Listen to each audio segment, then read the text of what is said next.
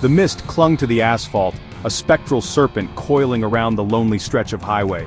The moon, a pale disk obscured by a veil of clouds, offered little comfort in the face of the encroaching darkness. This was a place where shadows danced and imagination ran wild, a breeding ground for unease. The silence was broken only by the rhythmic swish of tires cutting through the dampness. An occasional owl hooted from the depths of the woods lining the roadside, its call a mournful lament that echoed in the stillness. There was a weight to the air, a palpable sense of something unseen lurking just beyond the reach of the headlights. Stories exchanged around flickering campfires spoke of strange occurrences, unexplained phenomena that defied logic and reason. Some dismissed them as mere folklore, the ramblings of overactive imaginations fueled by darkness and isolation.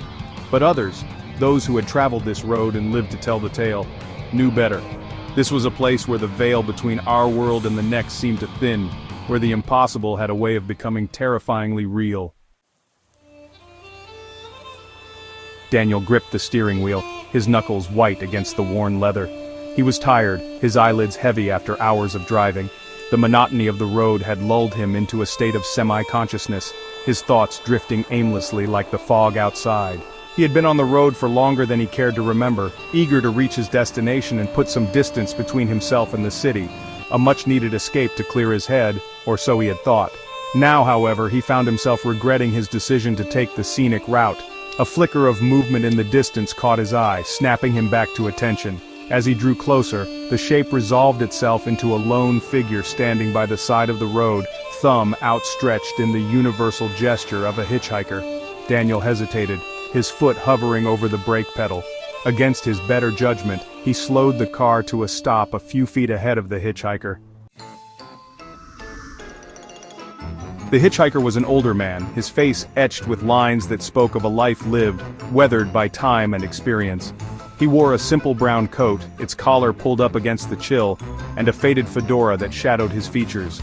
His eyes, though, were what held Daniel's gaze. They were a piercing blue, like chips of ice, and seemed to bore into him with an unnerving intensity. "Thank you kindly," the man said, his voice a low rasp, as he slid into the passenger seat. He placed a worn leather briefcase on his lap, his hands clasped over it like a protective barrier. Daniel tried to make small talk to break the ice, but the man's responses were short, almost monosyllabic. He seemed content to stare out the window, his gaze fixed on the passing scenery. Miles ticked by in uneasy silence. The only sounds were the hum of the engine and the rhythmic thud of the windshield wipers battling the persistent drizzle. Daniel couldn't shake the feeling that something was off, a growing sense of unease that tightened its grip with every passing mile. Then, as quickly as he had appeared, the hitchhiker was gone. One moment he was there, a tangible presence in the confined space of the car, and the next, he had vanished. Adrenaline surged through Daniel, a potent cocktail of fear and disbelief. He scrambled out of the car, his eyes scanning the desolate landscape. The mist, if anything, seemed to have thickened, swallowing the surrounding woods in an impenetrable shroud. His breath caught in his throat, forming wispy clouds in the chilly night air. He called out, his voice hoarse and thin, but the only response was the mournful sigh of the wind. He stumbled back to the car, his mind racing. Had he imagined the whole thing? Was the exhaustion playing tricks on his mind? He fumbled for his phone, his fingers trembling, but the screen remained stubbornly dark. Dead, of course. Panic welled up inside him, threatening to consume him. He needed to find help, to talk to someone, anyone. He thought about driving, but the thought of navigating the winding road in his current state filled him with dread. He was stranded, alone in the darkness with his racing thoughts and the lingering memory of the vanishing hitchhiker. He rummaged through the glove compartment, desperate for anything that might be of use. With a flick of a switch, a beam of light cut through the darkness, momentarily pushing back the shadows.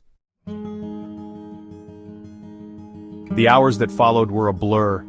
Daniel sat huddled in his car, the engine running to provide a meager amount of warmth and a feeble sense of security. He had tried his phone countless times, but it remained as lifeless as his hopes of a rational explanation. The events of the night played over and over in his mind, each repetition etching the details of the hitchhiker's face deeper into his memory. As dawn approached, painting the sky with hues of gray and purple, he decided to check his phone one last time. To his relief, it flickered to life, the battery icon showing a sliver of charge. He quickly called for help, his voice shaky as he relayed his story to the dispatcher. The response, as he expected, was met with a healthy dose of skepticism. While waiting for help to arrive, he decided to search for information about the road. Maybe there had been similar incidents, other reports of strange occurrences. To his surprise, an article popped up, dated 20 years to the day. The man in the photo bore a striking resemblance to the hitchhiker. The arrival of the tow truck and the subsequent drive to the nearest town did little to ease Daniel's troubled mind.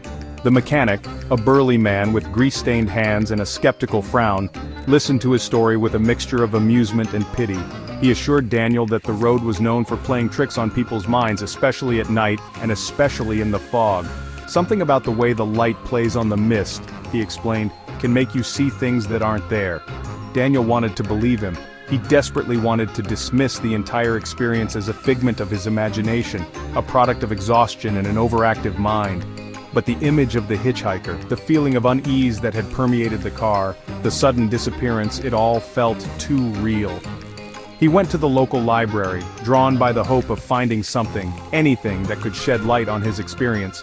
He delved into books on folklore, paranormal phenomena, even quantum physics, searching for a thread, a connection, that could help him make sense of the inexplicable. The more he read, the more he realized that the line between what we perceive as real and what might actually be possible was far more blurred than he had ever imagined. Days turned into weeks, and the initial shock of the encounter gradually faded into a dull ache of unease.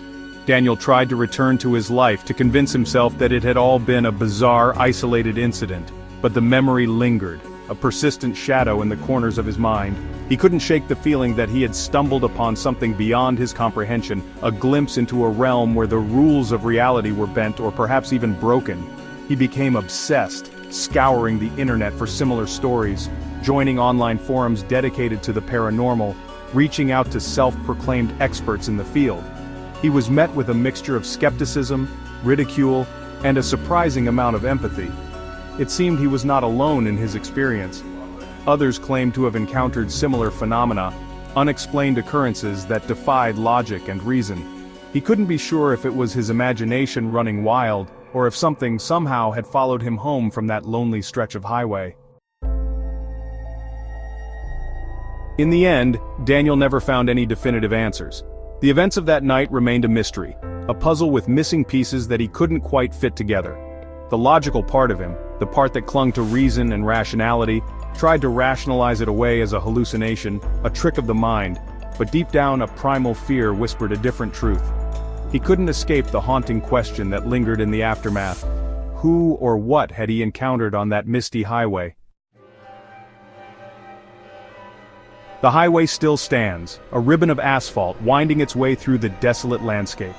The mist still rolls in from the sea, shrouding the road in an ethereal embrace. And somewhere, in the shadowy recesses of that lonely stretch of highway, the legend of the vanishing hitchhiker lives on. Whispered stories shared by those brave enough to travel the road at night speak of a solitary figure, a man in a brown coat and a faded fedora, thumb outstretched in a silent plea for a ride. They say he appears suddenly out of the fog, his eyes like chips of ice, his presence sending chills down the spines of even the most hardened skeptics.